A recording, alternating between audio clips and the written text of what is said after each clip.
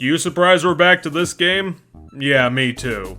If you don't remember, during the tail end of our Resident Evil review series, we originally took a look at the 7th gen game, Operation Raccoon City, produced by Slant Six, which was a short-lived Sony developer, only managing to stay in business for a grand 8 years, producing only 7 games, 3 of which were mobile titles, of course.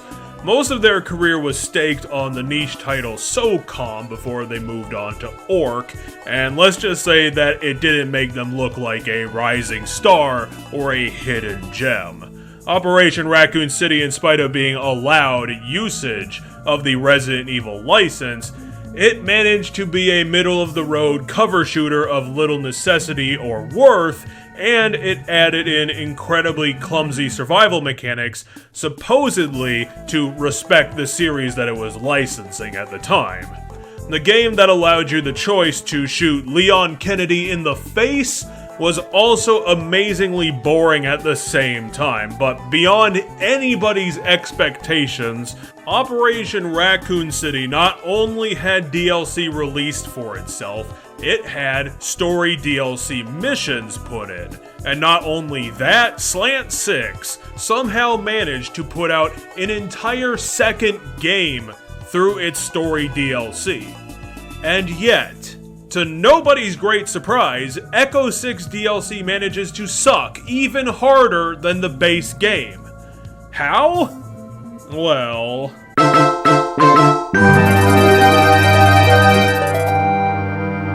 The major selling point for Operation Raccoon City was that it was supposed to serve as an interesting non-canonical follow-up to Resident Evil 2, where the player gets to make major plot changes to that original game.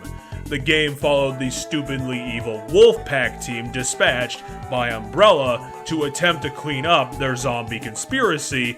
The major goal of the team is to eliminate Leon, Claire, and Sherry so that nobody except Hunk will be alive to tell of what transpired in the city, along with destroying any physical evidence, witnesses, or records of their hand in creating this disaster. It could have been that unique experience to sell to the fans if the game had more than one single decision to make in it right at the end, so that the player could have some fun actually subverting the entire game, rather than just this game's ending. Instead of following up from that faceplant with something a little bit better, a little bit more creative, Echo 6 decides to go in the complete other direction.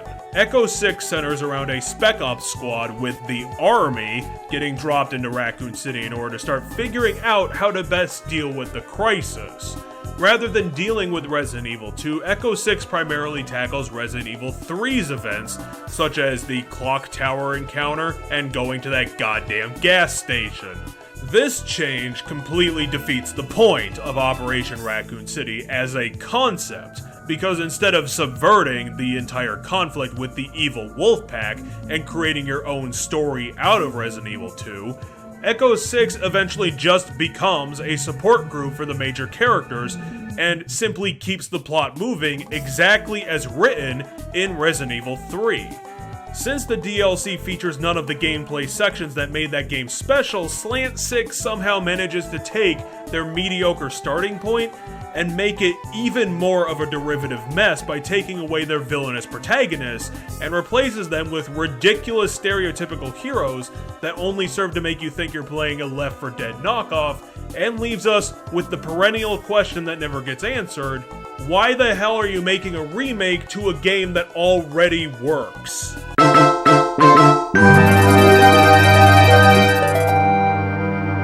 While Echo 6's DLC wants to try and redo the same magic of the original game's formula, following around Resident Evil 2's plot in an attempt to leech off of its success and maybe spin it out into its own story, both the original game and this DLC have the same fundamental flaw. They go to the iconic locations and we meet some of the characters, but they don't have the impact that they did in the original game, and what they do use them for Operation Raccoon City is basic and forgettable. The same old shit that you find in any other shooter. It's just happening somewhere that you happen to recognize. The main issue is that, fundamentally at its core, the IP that Slant Six is using is really hard to work with in a third-person shooter. It's a really hard adaptation. The reason why the gas station explosion was an iconic moment in Resident Evil 3 was because of the desperation of the game's characters trying to find anything they could get their hands on to have a temporary haven, or maybe just a better chance at scraping by off of whatever they could get off of their own backs. The reason why going back to the Raccoon City Police Department was such an anxious bash and grab was because we already knew the department was going to be overrun by zombies due to the deaths of the defenders, and the reason why Nemesis was such an intimidating villain was because you just didn't have access to an AK-47. I'm not going to say that there wasn't a small percentage chance that the concept, the idea of Operation Raccoon City could have worked this way. But just like Darkside Chronicles, if you are going to remake the original trilogy's games in any way, you need to put your own spin on it. Darkside took the plots of Resident Evil 2 and Code Veronica and decided to change their plot structure around, add in some more cutscenes, punch up some backstories in the characters in order to have their remake shine as an original idea. All Operation Raccoon City adds to this game just inevitably drowns it in repetitive trash. What do the characters have to do? Go to a place, pick up evidence, go to another place, unlock a door, go to the other place, shoot enemies to get to the next location. Sewer level, fight a boss, the end. Hell, both games are so lazy that they both have levels set in train yards just because they had the assets lying around. There's no actual reason to go there. Both the game and the DLC are boring because the actual gameplay in the title is your typical shit from any other 7th gen shooter that we've seen 15 times beforehand.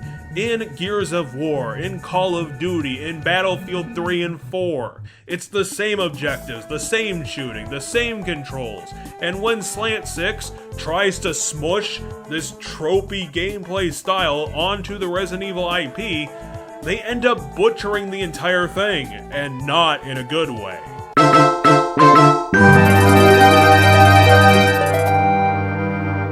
In my first draft of this script, I was going to go off on a tangent about how Slant Six released the first mission of the Echo 6 DLC as a demo for its $20 second game, and how what they put into that demo mission ended up being a lie that the game never fulfilled on. I was basically going to say that Slant Six was being malicious in their advertisement, and after I was thinking about it, that's probably not true. I don't know if the real reason was inexperience or a lack of vision or ideas, but I'm gonna say that while they didn't come into this project intended to make their A material, I still don't think they intentionally wanted to fuck it over as well.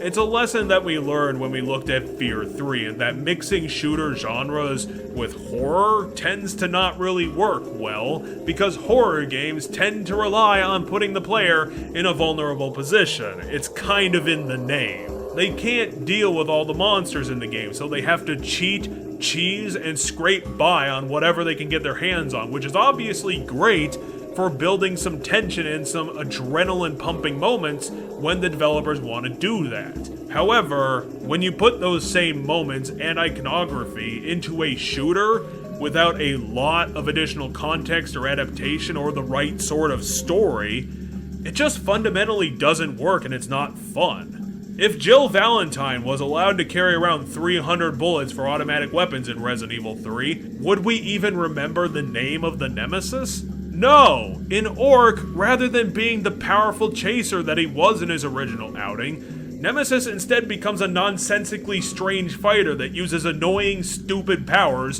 defeated with a single clip to the skull. His attacks focuses on one individual, and he's fighting a team of 4 every time. His health is just way too damn high, and he barely reacts to being shot in his gormless, stupid face. but he also doesn't have the ability to drop any of the players throughout his battles, and above everything else, he just walks around like a goddamn dork rather than the running and chasing of his earlier career. Nemesis in Operation Raccoon City comes off as a goofy monster with dumb powers rather than being bred for murder. And this kinda goes for Mr. X as well when we eventually catch up with him, even when he mutates into his other form. He spends so much time just standing around waiting to be shot that I'm like, what the hell is he thinking in his goddamn hatless brain?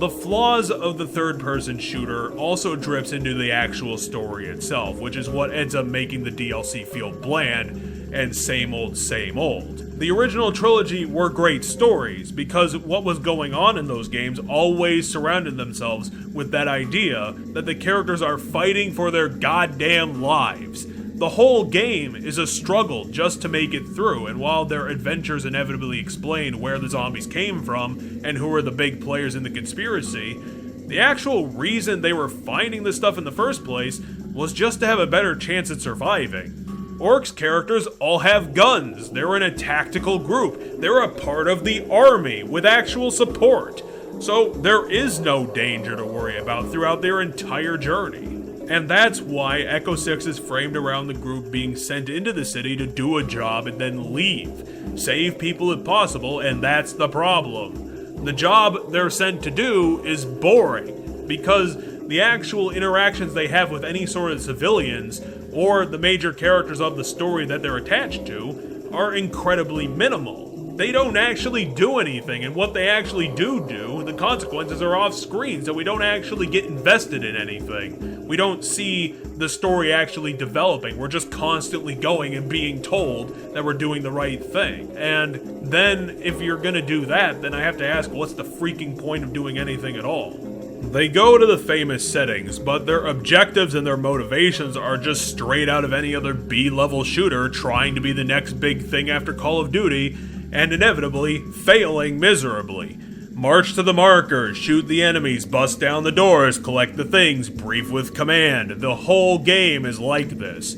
You go to the iconic locations and get to see things that you recognize from those other games, but Orc itself offers nothing memorable for the player to do, and there's no unique challenges or set pieces. The gormless enemy AI and stupid pacing of some of these level grinds, progression down to a halt, and made me wonder a couple of times if it was all worth it in the end, and obviously the answer was no, don't play this DLC. The alley scene with the turrets is a good enough argument for that, but ultimately Echo 6 DLC doesn't have an interesting arc or conclusions or characters to get interested in. It's not telling its own story, it's just stealing the thunder from Capcom's baby and completely missing the point. I mean, the game grinds you through a typical modern shooter story. You almost never get to see the major characters from the actual story, other than these short meetings and these incredibly sparse cutscenes. And you end up saving the Resident Evil 2 team at the end from just some random mutated monster. It was probably a final for Mr. X, I really couldn't tell, and he ended up just jumping out of nowhere and you fight him in a giant pit in the train yard level, where nothing interesting or important is even remotely near, so the entire encounter doesn't work because I can't care about the characters, there is no stakes, and the boss itself is boring shit. It's a Left 4 Dead knockoff without any of the actual redeeming factors of that game. And that means there are 6 available characters, and there's no way you can spend enough time with any of them to get invested, since there's no replay value to this game, and the characters don't actually have a mix of traits to make them cool human beings. Instead, they just center on a couple quirks and an accent to try and fill in a default character that you're never going to care about. The boss that you're fighting at the end isn't even attacking the city, which means that, again, there are no stakes in this fight to be found. At least Wolfpack at the end of the original was working toward their goal to murder the fuck out of Leon. Echo 6 is trying to save characters here and the city that are both at least 10 miles away from the action, so what's the point? The whole ending of this game is narratively broken and is a damn good example of why both the game and the DLC failed in spite of Slant Six trying so hard to make it work. The gameplay is derivative nonsense copied over from other games, and the story has no characters that we care about. There are no important conflicts, no grand set pieces, no adrenaline-pumping moments. All Slant Six has to work with was licensed characters and settings, and they couldn't manage to make cool gameplay out of any of them, and instead they created this monstrous hybrid of a cover-based shooter having Resident Evil's healing system? The genres that they pick don't mix well, and they ended up mixing it badly, which turned this entire effort into a giant misfire that would ultimately contribute to the destruction of Slant Six games itself. They were given a chance to work with the best of the best license and have some access to that ravenous fandom of Capcom's that would have welcomed this original trilogy side story if it was any good. But the studio's inability to form any sort of unique gameplay loop or subversive story ended up making the entire game and its surprising second game DLC sink into the bowels of obscurity in the 360's laundry list of failed shooters. It's got the same problems, the same monotonous shooting, but without the edginess of the Wolfpack, it's just a bad copy of an already boring game. I'd say it's a shame that Slant Six shut down, but since this game was one of your creative visions, I'm actually not going to feel too bad that your company closed its doors. I'll finish up this video with a final scoreboard for you.